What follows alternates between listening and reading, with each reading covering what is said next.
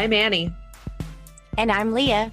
And this is Lactation Business Coaching with Annie and Leah, where we talk about the smart way to create a compassionate and professional private practice. Let's dive in.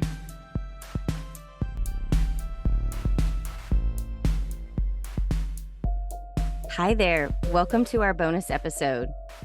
This bonus episode is actually one of the first deeper dives that Anna and I did together.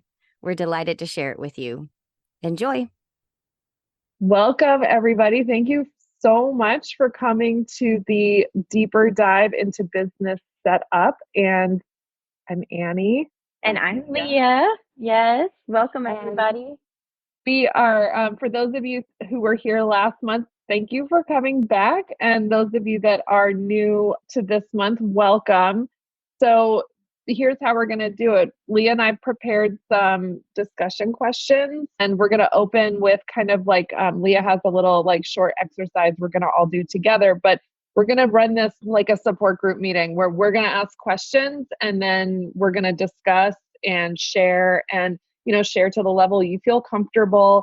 If you have something specific that you came here to talk about, we're a small enough group that I think that would be totally great if you want to brainstorm with this group of smart people who are all here today. So welcome. So let's see. What we'll do to start is I'm going to give it to Leah, and she's just going to open us up with a little motivation.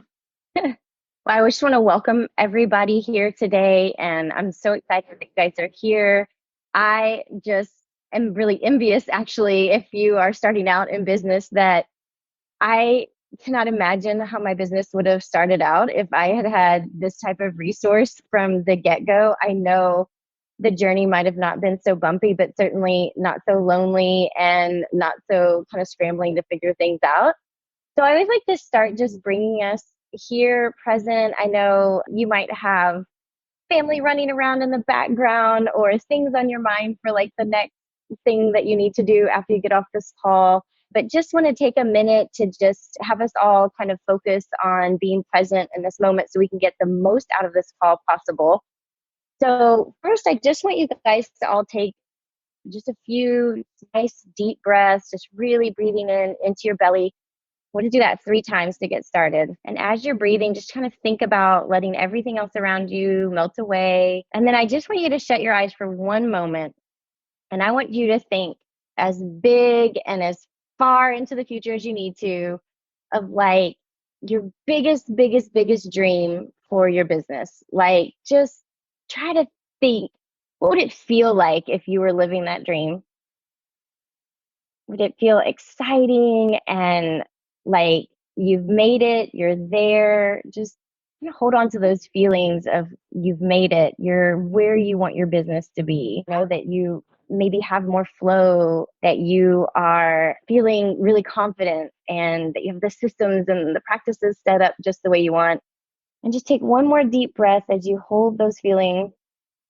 All right. And then let's come present. Thanks everybody for doing that with me. I think it's so important for us to remember where we're going and not get too caught up in the day-to-day, because that helps us keep that bigger vision so that we can keep being awesome and growing. Let's get started, Annie, with some questions and discussion. Yeah. All right. So I would love to just throw this out there as a question, just jump in, which is, how did you decide on what type of private practice you would have? And in that process, did you explore other options? Like for me, I just went right to private practice as just me because I didn't really know that anybody did it any other way. I only knew about home visits. I actually didn't even really understand that people had offices. I certainly didn't know there were group practices. What about you guys? What kind of things did you look into? So I think for me, it all kind of happened organically. I feel like I actually haven't really made many decisions along the way. They all just kind of started to happen, and I had to make it more official as I went along. So I kind of have fallen into this situation where I really am always kind of floundering to figure out what is the best way to do stuff. Am I dealing with insurance the right way? How could I do it better? I'm always kind of on the back foot, I think. I feel like I have no business mind in any way whatsoever. I just want to go and see women and that's it. So I'm figuring it out as I go. I think that happens to a lot of us. Anyone else want to share? Yeah, I can relate so much to that as far as like feeling like I'm floundering sometimes and that I may or may not have mind for business. It was funny when I was contemplating starting a business, I was talking about it. I was like, oh, well, I see families, I come from a peer support background and I've seen so many families in my community who need help and who need access to an IBCLC, but they can't access for whatever reason. But I can do something to help the problem, right? Solve the whole problem, but I can do something to help it. And as we were talking, he's like, well, you know what that sounds like? It sounds like you're an entrepreneur. And I'm like, what? Because that was not ever a word that I would have considered myself to be. And the more I looked at it, I was like, wow, I guess that is kind of what that is. And so it snuck up on me too. I was like surprised. And yet at the same time, once I sort of embraced that, I was like, oh, well, all right, if that's the direction I'm going, then I guess that's the direction I'm going. And back to sort of your original question about deciding on what type of practice to have. I'm not a healthcare professional previously. I do not have an RN or anything like that. And so I was pretty sure that the hospital systems and clinics around here were not going to be super interested in hiring me, even once I had my IBCLC. And quite frankly, I wasn't super interested in working there. I like the freedom in my private practice things my own way, obviously within my scope of practice and doing it in in a way that makes sense. But at the same time, I like not having policy kind of over the top of me and people telling me what I can and cannot do or I can and cannot mention. And I think that was a big part for me as to why I decided to go into private practice.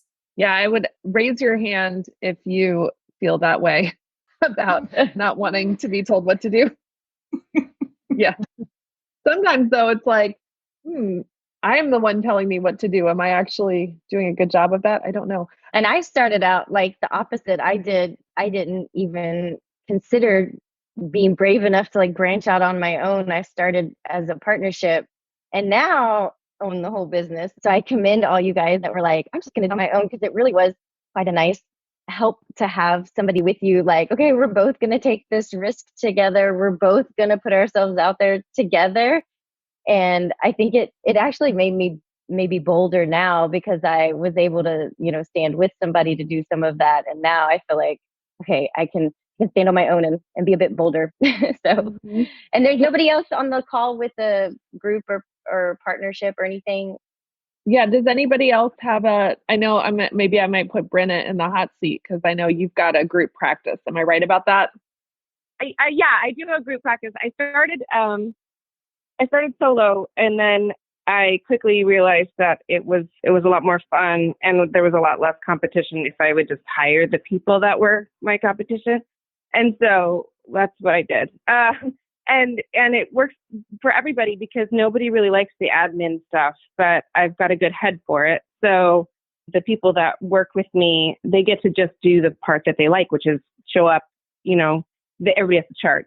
That sucks. But otherwise, they get to show up and do the job that they want to do. And then I handle all the other stuff on the back end. And then I really love the idea of hiring somebody who loves to do the part that you hate. And so that's how that grew, just sort of organically like that.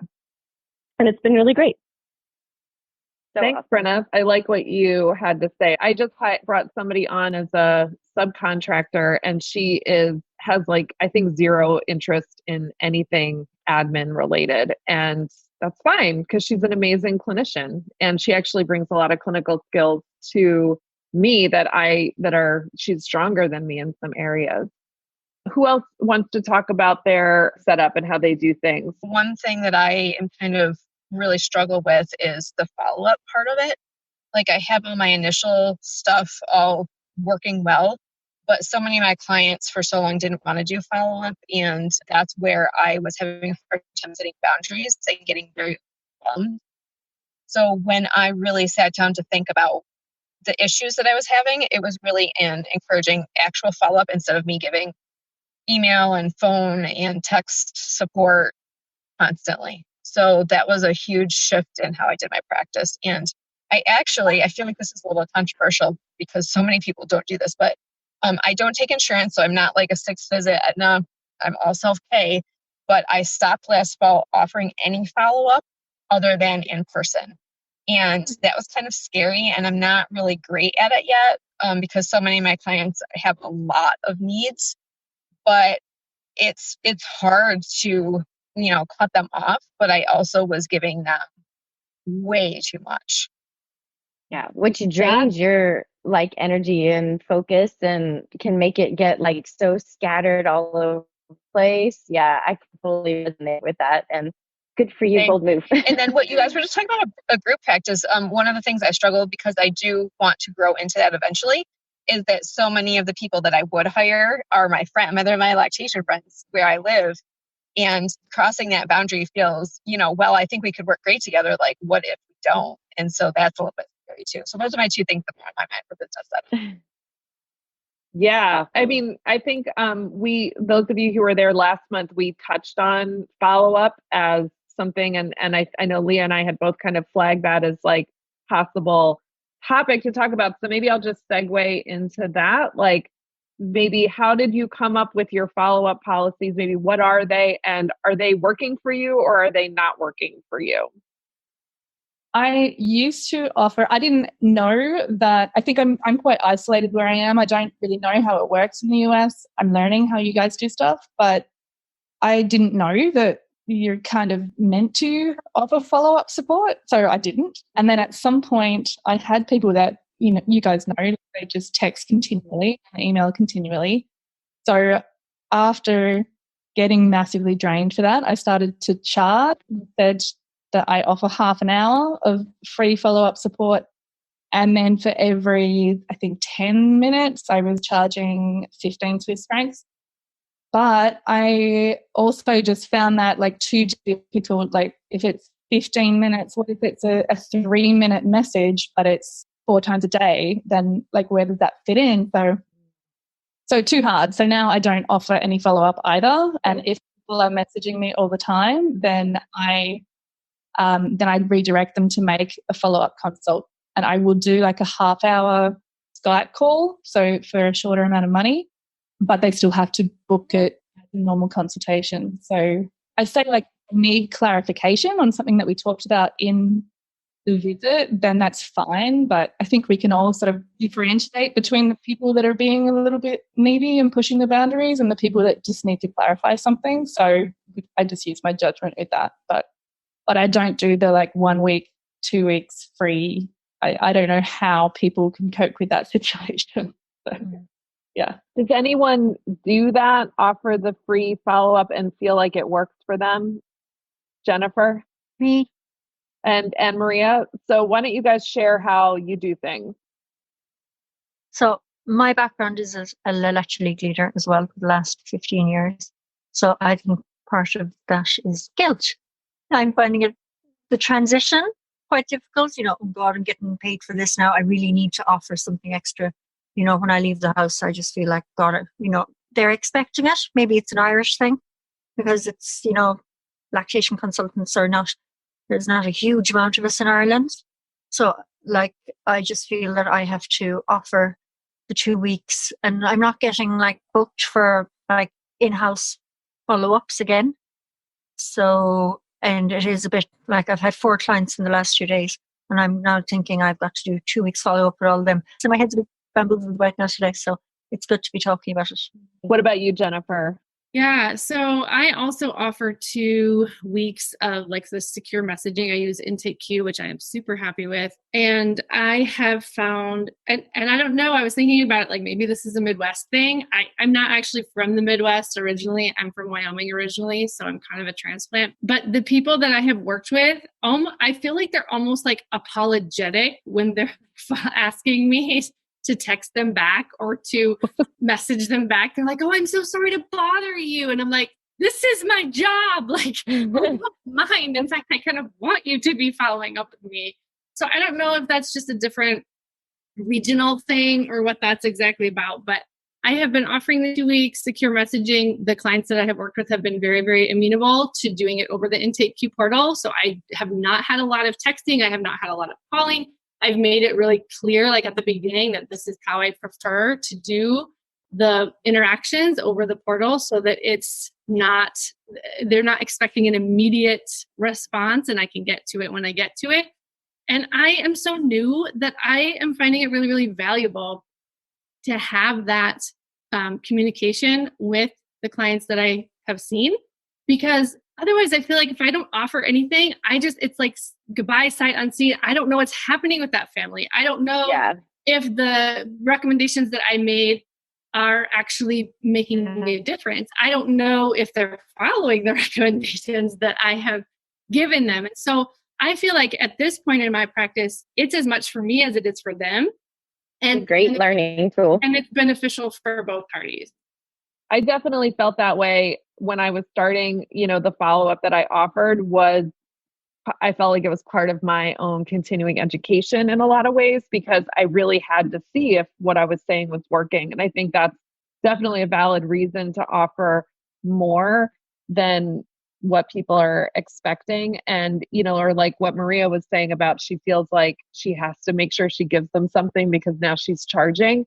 And there's I feel like, and you can jump in if you can relate to either one of these, part of it is you want to make sure they get their money's worth, or they feel like there's value. And when you're building a private practice, doing those extras for people can be really helpful for word of mouth. People are like, oh, and Maria is amazing. She helped me so much. But then there's also I'm doing it sorry, picking on you, Maria, because I feel like you said things that were in my mind. I still struggle with is feeling guilty that I, really worked so hard during the consult and I made this amazing care plan. And then if you fail to meet your breastfeeding goals, completely my fault. Yeah. And so I better make sure that you reach your breastfeeding goals, or I'm going to feel terrible. Mm-hmm. So I don't know if anybody, sees one. Raise your hand, everybody. I think I could say I could feel very similar.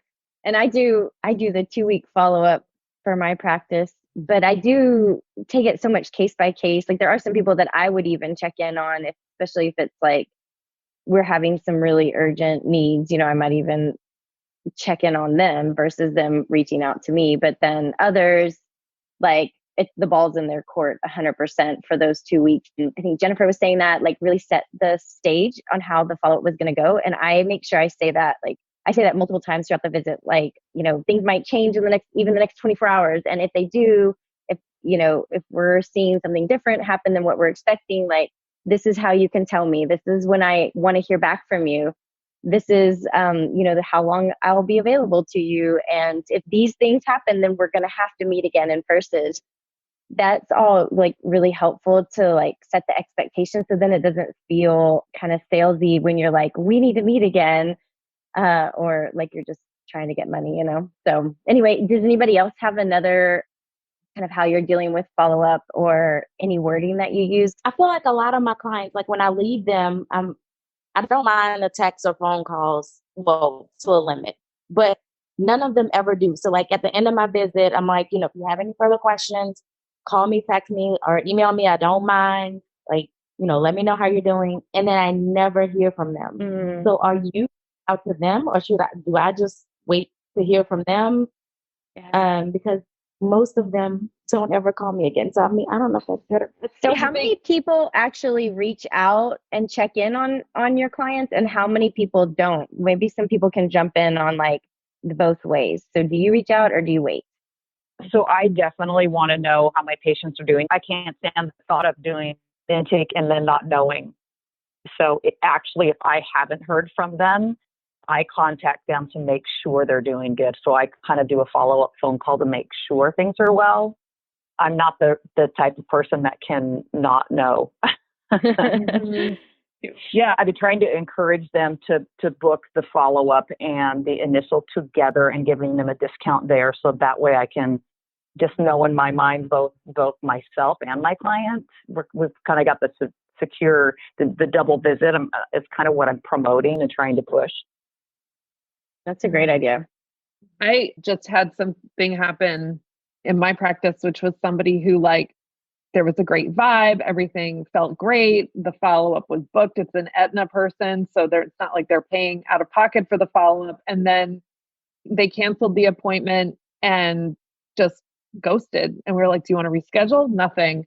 And then I sent an email like, we're always looking to improve our practices. If there's any feedback you want to give us about our work together, we would welcome it. And nothing. And so like that is like what you're saying, Teresa, about wanting to know how people are doing. It's because those ones are like haunted. Because I'm like, either something bad happened to you or you hate me. Like I can't find like a good answer that this is happening. Although I will say, just to give you some peace of mind, Annie, I have had that happen a few times. And then, 6 months down the road, I'll run into them at some like random fair, or even had somebody I ran into at the grocery store. And they were like, oh my gosh, like you were so amazing and everything worked out and we were doing so awesome. And I tell every single person I meet about you. And it's so funny because I was like, I literally have spent the last 6 months tormented that you are out there probably telling everybody how I ruined your whole breastfeeding relationship. And I literally sat in torment this whole entire time. And the turn is that everything was fine. And they just put us off their radar when breastfeeding's going well. And that can be so hard though. I'm with you, Annie. Yeah, I know. That's it is a great point. It is about checking in on people and managing those, like the emails and the messages. I'd love to hear other people. Can I just respond a little bit about like my concept when I say like I have no follow-up? I think there are like different facets to that, but I would say like definitely within a week of seeing somebody, I will always write them an email just to check in with them. And usually they will give me like a pretty detailed response with how things are going. And if they have little questions, I will answer them. And then if they need a follow-up from that point, then I can offer that to them also. So I suppose like in that way, it is some form of follow-up, but I don't add either as part of a package, I suppose. So I'm working only with like the immigrant community here, and it is nearly solely people that are without any community support and without any family and often don't have friends. So when you make a good connection with somebody, you're desperate to have a really nice connection with somebody, that I think when I do offer that free follow-up, that it is very, very continuous. I've never had that situation where people just don't check in when they know that it's a free service. So I think that was something where I really had to set the boundaries for the personal level, I think. So that's probably just about the community that I'm working with that's a bit different, I suppose. I've had that experience. With follow-up, I've never had to chase anybody down. Yeah, I had much more. I'd have to set strong boundaries because they're like, can we just be friends? And I'm like, no. So there's vulnerability and sharing, and you're really intimate, and you go through something like really hard together. And then they're like, okay, well, now that you know everything about me, we can just be friends now, which is not what I want to do. It is hard because you are so like just implanted in this very intimate part of their life. You just naturally feel like super connected. I mean, you see them in their pajamas in their bed. How many other people in your life do you see that except for maybe your really close friends, or half naked in their bed? And so it's like you do feel this really like close connection. Sometimes I have a hard time setting the boundary that I know I need to set too, because it's like, oh my gosh, I feel like we know everything about each other, although they don't know anything about me. But I hear you on that. It's really challenging. Like the less anybody's asking me to be their friend, because I'm like, my kids, like there's no play dates happening. I have a 9 and a 12-year-old. Maybe like in a few years, I'll be offering my 12-year-old for babysitting to my clients. But it is such an intimate thing. I get here in New York City, like the style of follow-up requests that I get are the people will text me and they haven't read the care plan, and maybe I've even reminded them, like, can you look at the care plan? And then they'll text me and be like, why is my baby crying?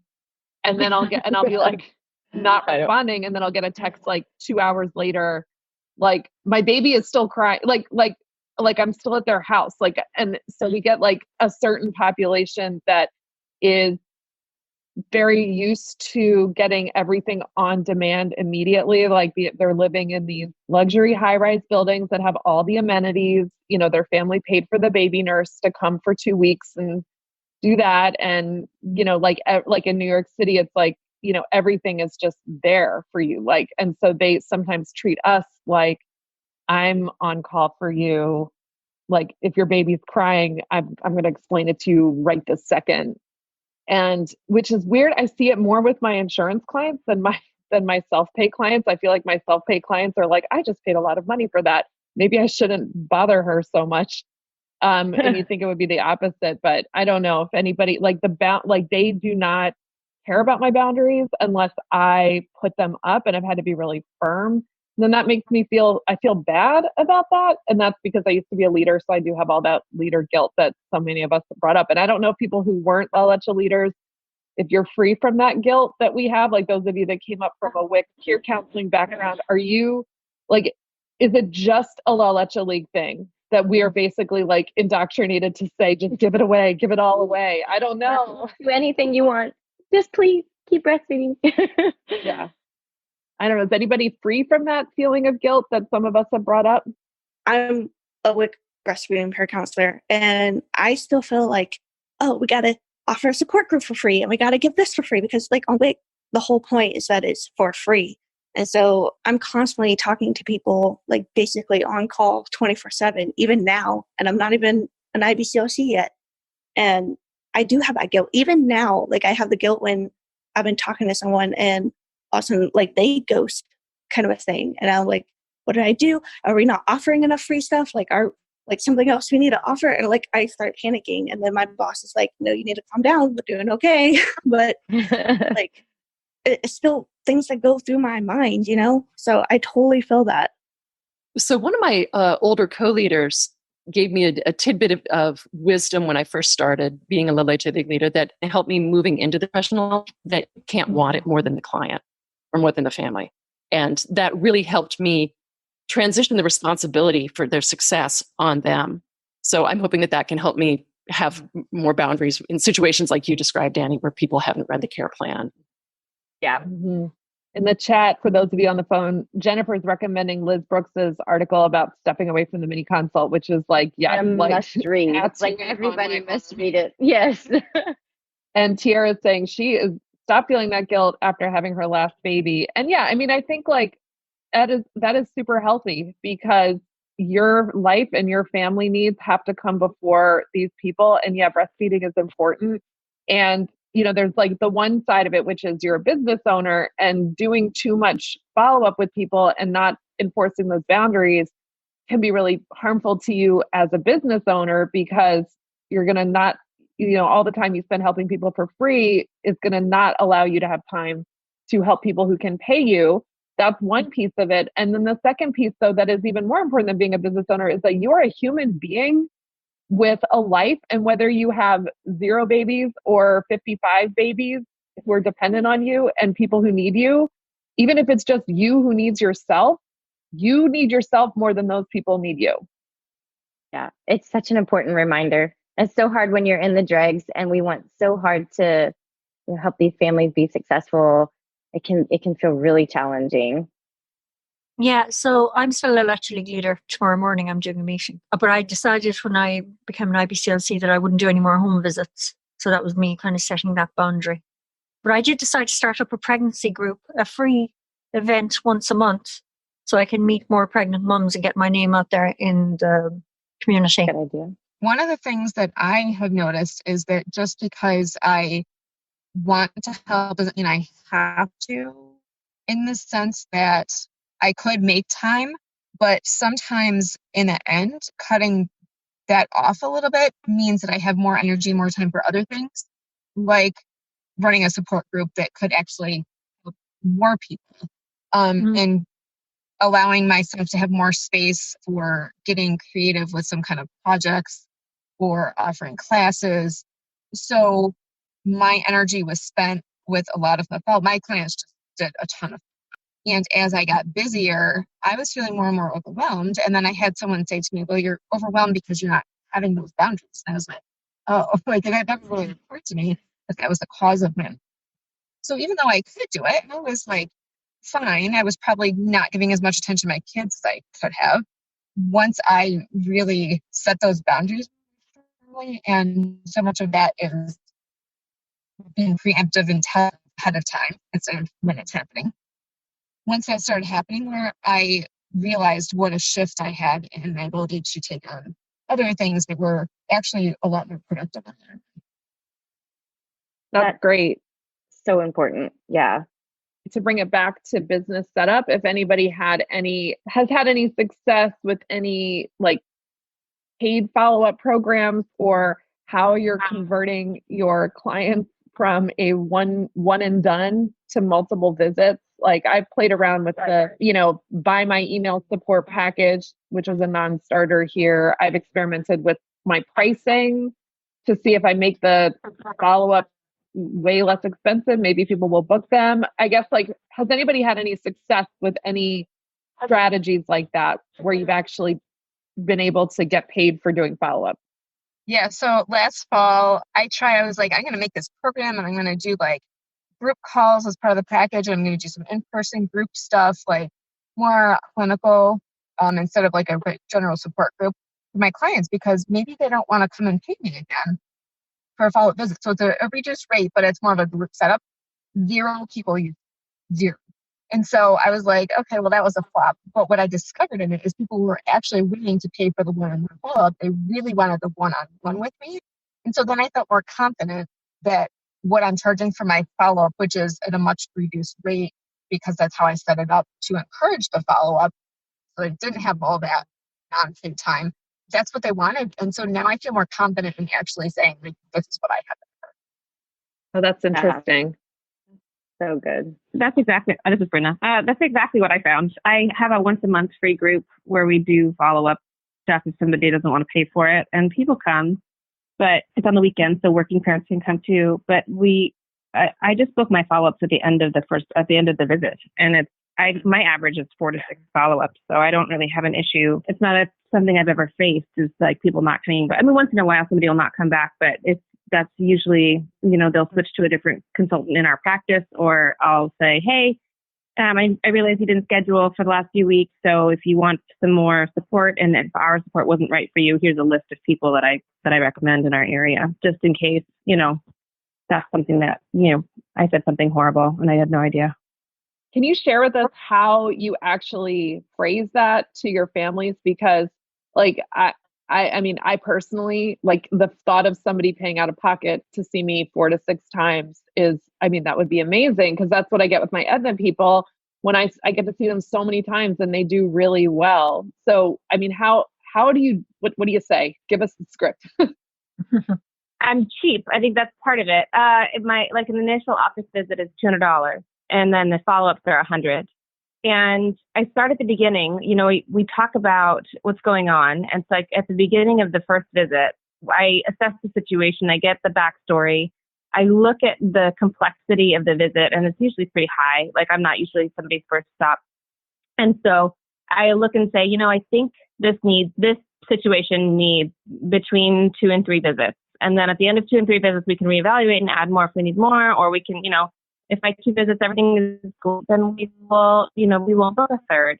And how does that sound for you? And then we talk finances like right then and there, so that nobody's surprised, nobody is like struggling or suffering or like feeling like the finances are a barrier, because we do payment plans, we'll do all sorts of flexible things. But in that case, then everyone is at the outset prepared for the cost, and so we'll book. I had one client, she booked all the visits, and you pay at the time of booking. She booked them all. She booked 4 visits at that moment and paid for all of them just out the gate. So she had a standing appointment and was ready to go. And then she didn't have to worry about it, and neither did I. And we just finished, and 4 was exactly what she needed. So we were both patting ourselves on the back.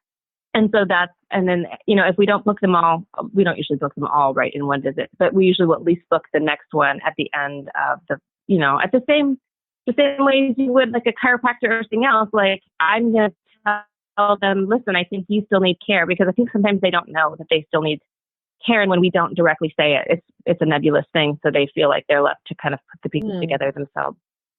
I totally agree that like letting them know that this is like something that you need helps take the burden off of them to feel like I've got to figure this all out now on my own. Now that she gave me this one care plan, I feel a lot of moms feel relieved that they know, okay, I'm going to work on this for a week or 2 weeks, whatever it is. And then we're going to have this like end point and this reset and this check in. I feel like so many families feel relieved by that. I agree. As we finished up, one of the questions that Annie had put on or we had talked about doing, which I just think it's a neat question to just spur our minds forward thinking, is like if and like what things do we want to address? What things do we want to be thinking about? But if you had a magic wand to fix, let's narrow it, one thing in your practice, if everybody wants to share or however much time we have, just one thing in your practice that you would just like to magic wand fix. And maybe let's stay away from follow-up because we've already discussed that. But I'd love to just hear kind of what are the burdens that everybody's feeling or things that you would love to fix. Insurance. Oh, yes. You and me both. Like on like a national level starting. And, Yes. Yeah. I don't know if this is a topic per se, but I have so much anxiety surrounding marketing. If I could wave a magic wand, like everybody would just know me and refer to me and be done.